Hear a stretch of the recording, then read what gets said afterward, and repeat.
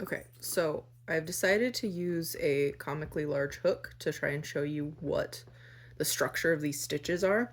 So I've gotten up to like the 4th or 5th row. I don't even actually know how far I am.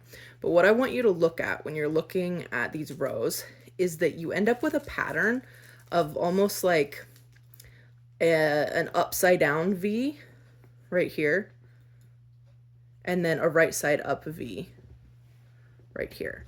And what this is this is the single crochet, is that right side up V. And you can tell that that's what it is because it's got this loop across the top and then it's got like a structure underneath. Whereas right here, you've got a loop on the top, but then there's nothing under there. It's sort of like a bridge that doesn't have any support, or if it does have support, it's from the sides. So you see how like the upside down V is like down here. So what you're going to want to do as you're crocheting is, so I've just done my single crochet right here. And so then you're going to take and do your slip stitch, not your slip stitch, your chain, and then go into this right side up V where it has the structure underneath it. And if you're nervous about making sure that you're doing it incorrectly, just make sure that you're looking for that right side up, those two supporting, like, happy little person arms. And so then you just go right in there and do like that. And yarn over. And then look for that again. So we're skipping the one that doesn't have any support underneath it and going to the one that does.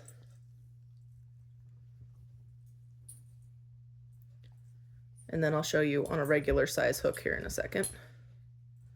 Oh boy, what did I do here? I just screwed up on camera. That was awesome. You can tell I'm not used to doing this out. Oh no, I was fine. I just don't have a single crochet here. Anyway, whatever. Forget that I did any of that. All right, starting over. So, got my yarn, slip stitch real quick. I got my normal size hook.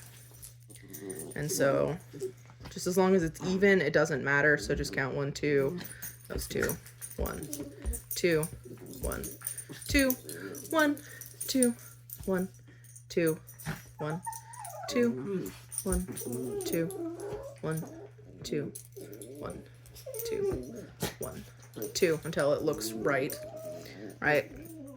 And so then the most important thing is making sure that you're starting and ending correctly, because those are the places where things get messed up the easiest. So just go directly into the chain at the beginning. And you see how now what I've done there is I've created that structure, those two little lines. And so it's going to look a little bit different on the smaller hook than it did on the bigger one. So then we skip. And hopefully this first row is easier since you have less to contend with.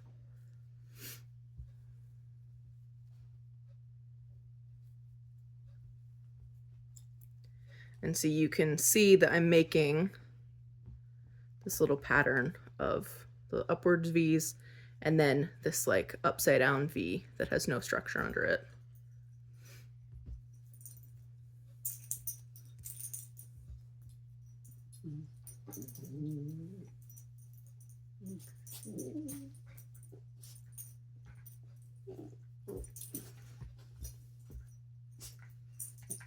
I promise that the weird moaning in the background is just my dogs fighting with each other.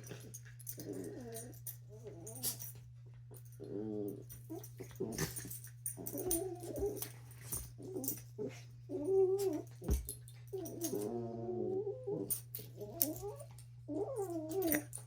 So now that we're at the end, you can see our nice little pattern that we've created with all of these double upturned V's, double, double, double, double,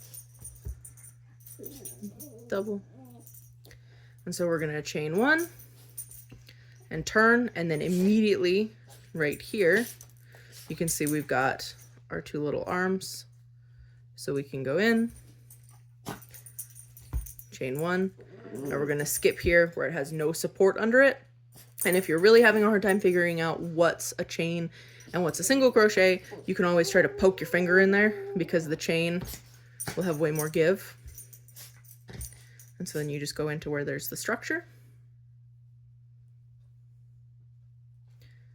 Chain. Go into where there's the structure. And chain. And structure. And chain. And the structure. And chain. And there's structure.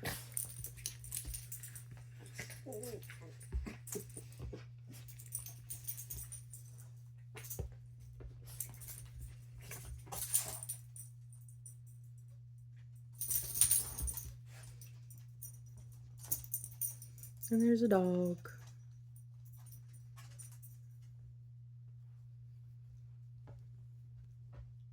And then at the end here, like they mentioned in the other video, you've got this guy that's kind of like wrapped around the back. And so these two V's are the ones that you want to go into.